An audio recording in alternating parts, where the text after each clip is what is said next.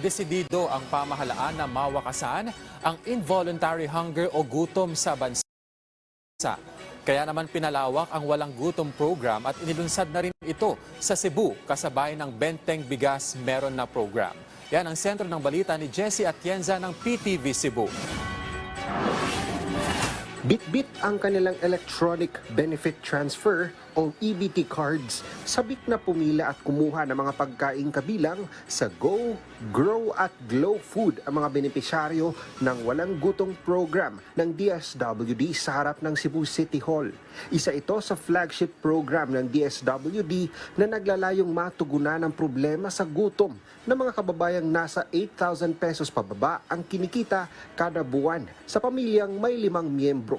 Tungod sa mga na-experience nila nga involuntary hunger, at the same time kini nga atong mga families nga dunay stunting and wasting children, no, mga putot o mga kulang sa timbang, and then mga malnourished. So ang intention sa walang gutom is to provide them with nutritious food through the electronic benefit transfer nga dunay 3,000 food credit every month.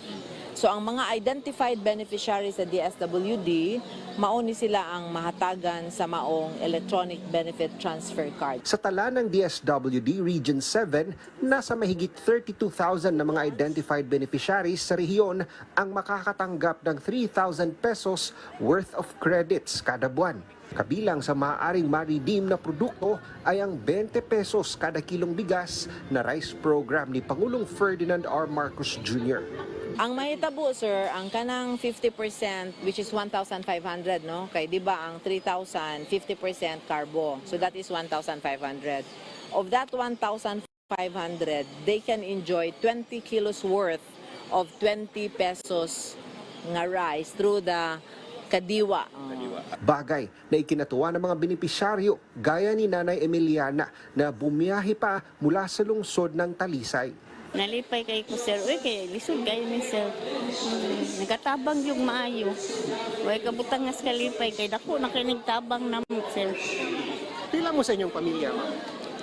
Upat, niya na may apo manganhaan. Nga, dito pak apilo, rumonha. Salamat miniya nga iyan yung gihatag sa mga kabos.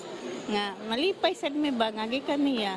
Nagpahiwatig naman ng suporta ang LGU ng Cebu City para sa nalalapit na pagbibenta ng Benteng Bigas Meron na sa kanilang lungsod para makatikim na rin ang mga mamamayan ng dekalidad at murang bigas. Mula sa PTV Cebu, Jessie Atienza para sa Pambansang TV sa Bagong Pilipinas.